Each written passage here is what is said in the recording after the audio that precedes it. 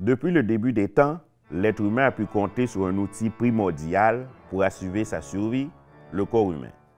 Grâce au corps humain, nous pouvons marcher, chasser, nager, boire du lait au chocolat, plier du linge, danser la macarena et même etc. Selon la définition, le corps humain comporte 4 membres, 2 bras et 2 jambes. Mais si on y réfléchit bien, il en comporte beaucoup plus. Il y a aussi la tête, le pénis féminin, les oreilles. Au fond, le corps humain, c'est comme un club vidéo dans les années 90. Il comporte plusieurs membres. Mais un corps comme le nôtre nous apporte beaucoup de questions. À quoi servent les ongles d'orteil? Qui a les plus belles rotules? Qu'est-ce que ça sent un sternum? Des questions sans réponse jusqu'à maintenant. Bienvenue au savoir de la connaissance.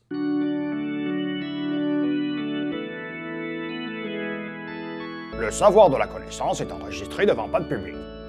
Bon temps à tous et bienvenue sur Le savoir de la connaissance, une émission web de vulgarisation scientifique, technologique et culturelle où nous tentons de mieux comprendre le monde qui nous entoure en discutant avec des experts de choses dont ils sont les experts. Je suis le Louis Courchaine et avec moi, comme toujours, le professeur Zéphyr, philosophe de l'érudition, maître des sciences et chercheur du savoir. Et vous oubliez, philologue de la sagesse. Où avais-je la tête? Avant de commencer, professeur Zéphyr, pouvez-vous m'éclairer sur un point? Qu'est-ce qu'une émission web? Eh bien alors, une émission web, c'est un podcast qu'on peut aussi regarder sur Internet. Donc un podcast. Effectivement. Comme c'est intéressant, je vais me coucher moins niaiseux ce soir.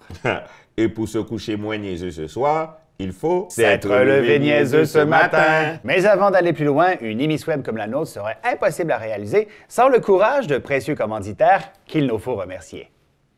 L'émission web que vous écoutez est une présentation de le café non équitable Matinos, trop bon pour partager, ainsi que les tampons pour hommes Fuse.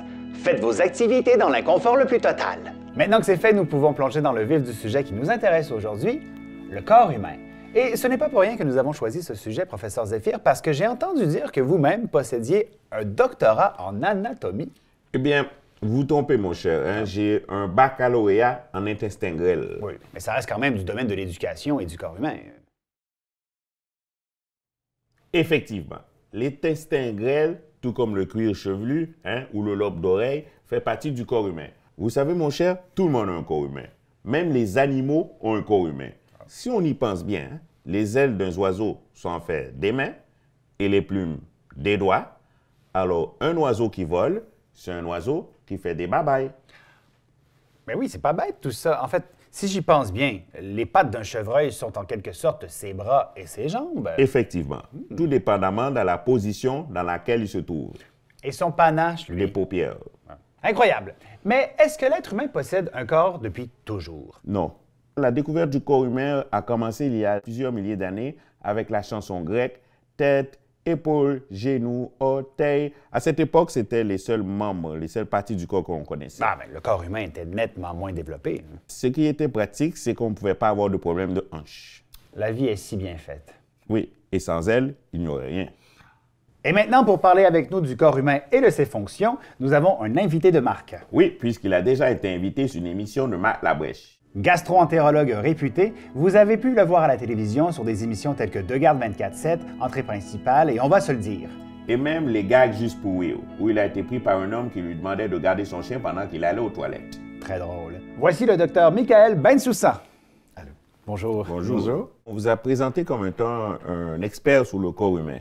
Mais vous, est-ce que vous aimez avoir un corps humain? Oh. Oui. Ce qui m'a fasciné dans mes études de médecine, et ça je m'y attendais pas, c'était étudier le corps humain. C'est une sorte de miracle absolument improbable, absolument impossible, puis qui fonctionne. On entend bien ici votre passion pour le corps humain, mais si vous aviez un autre corps, lequel serait-il? Moi, ce qui me fascine, c'est les gens qui poussent le corps dans des retranchements physiques, biologiques, qui sont supposément impossibles. J'irais bien, par exemple, prendre le corps d'un plongeur en apnée.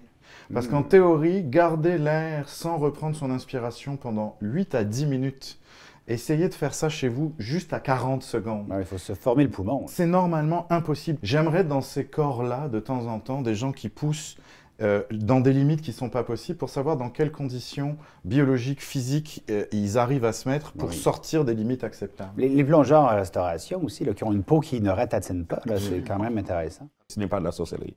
On dit que le corps humain comporte 206 os. 207 dans mon cas, parce que hier, j'ai avalé un os de poulet. Pas bon. Selon vous, est-ce qu'il y a trop de squelettes dans le corps humain? C'est trop d'os? Moi, je pense qu'il y en a beaucoup trop parce que j'ai dû tous les apprendre, de une. Je pense qu'il y en a qui ne servent pas à grand-chose. Je prends l'exemple de la 12e côte, enfin de la côte flottante. Le coccyx aussi, parce qu'à part se le péter, à quoi ça sert? Ça sert quand même à la rigidité qui est un équilibre tout à fait parfait comme ça du rachis. Ça équilibre quelque part. Ça protège également un petit peu cette région-là parce que, je veux dire, je ne sais pas à quel point je dois rentrer dans les détails, mais l'anus est une région fragile. Si on poursuit encore sur les os, est-ce que le tibia pourrait s'en tirer sans le péroné? On dit souvent le péroné hétéroné. Alors, on pourrait remplacer ou peut-être jumeler ces deux os pour lui donner un seul nom, l'appeler le poney. Le péroné n'a pas l'air de servir à grand-chose, sauf si vous vous palpez la cheville, par exemple, où vous avez deux grosses boules, une latérale et une médiale, c'est-à-dire une dehors et une dedans. Ces deux boules tiennent très solidement la cheville, et c'est ce qu'on appelle la mortaise tibio-péronnière. C'est donc un duo. Si vous vous cassez un de ces deux os, même s'il y en a un qui a l'air de servir à rien, c'est un petit peu comme un bassiste dans un groupe de rock. Ça sert à rien en apparence, mais si tu l'enlèves, il n'y a plus rien. On va l'entendre. Le corps humain ressemble beaucoup à une voiture. La sueur, c'est le Prestone. La nourriture qu'on mange est transformée, c'est comme le carburant. Absolument. Et l'anus, c'est le muffler. Oui, C'est comme ça que je l'appelle avec mes patients. Et le muffler, pour les francophiles, c'est le tuyau d'échappement. Absolument. Est-ce que vous savez, les chers amis, que quand on se demande « Comment allez-vous » en fait, ça vient du Moyen-Âge. C'est quand la médecine ne s'intéressait qu'aux humeurs, c'est-à-dire aux liquides et aux différentes substances qui sortaient du corps humain. Évidemment, quand on était en mauvaise santé, on n'allait pas à la toilette comme du monde. Donc, comment allez-vous? Quand vous répondiez à quelqu'un « mais je vais très bien », ça voulait dire « je vais à la toilette ». Donc, à partir de maintenant, vous saurez que plusieurs fois par jour, vous avouez à quelqu'un qui prend de vos nouvelles que vous chiez correctement. Oui.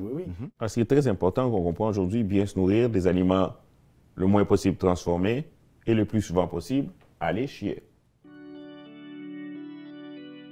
C'est déjà le moment pour nous de passer à la chronique du jus de la semaine avec notre sommelière maison, Madame Lalande. Bon temps à vous, bon temps à tout le monde à la maison. Alors cette semaine, je viens vous présenter deux jus exceptionnels, deux propositions qu'on a reçues de notre public. La première suggestion nous vient de l'épicerie Maman Miel Duplessis à Verdun. Il s'agit d'un jus d'orge et raisin sec. Donc, c'est un jus qui est très, très populaire, ça, dans les régions éloignées de la Martinique, qui est particulièrement prisé pour ses propriétés laxatives et diurétiques.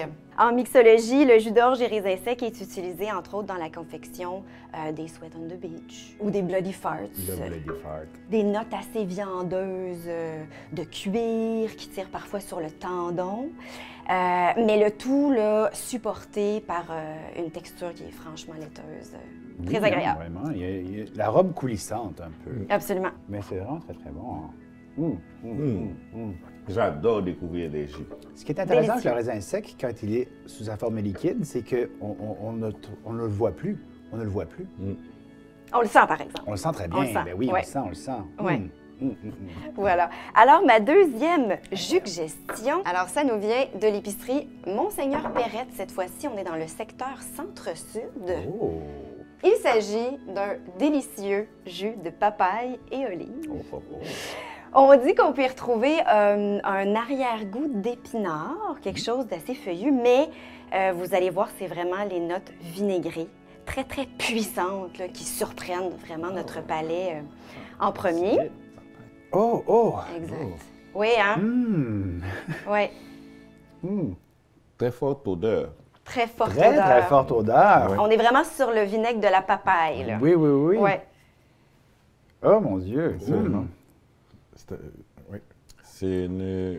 On peut l'utiliser comme assaisonnement aussi. Comme assaisonnement, certainement. Absolument. Ou Condiment. peut-être- C'est un jus condiment. peut-être pour nettoyer un essieu aussi, Absolument. quelque chose du genre. Là, c'est Absolument. Vraiment. Eh bien, 2 magnifiques suggestions. N'oubliez pas à la maison d'envoyer les vôtres. Le gagnant à la fin de la saison pourra gagner un prix. Oui, le meilleur jus se méritera une carte cadeau de 50 $ chez Kia Laval. Pour participer, rendez-vous sur notre page web au 4543 rue Iberville. Eh bien, c'est ce qui conclut aujourd'hui cette émission. Dr Bensoussan, nous vous laissons le mot de la fin. Avez-vous pour nous un mot de la fin? Alors, qu'est-ce qu'on a appris cette semaine? Le corps humain, on n'en a seulement qu'un. Et il faut faire attention et en prendre soin. Hein? Parce que ton corps, c'est ton corps, ce n'est pas le mien. Sinon, qu'est-ce que tu fais avec mon corps? Tu es un voleur de corps? Brillant. Allez, remets-moi mon corps et chante avec moi. Le savoir de la connaissance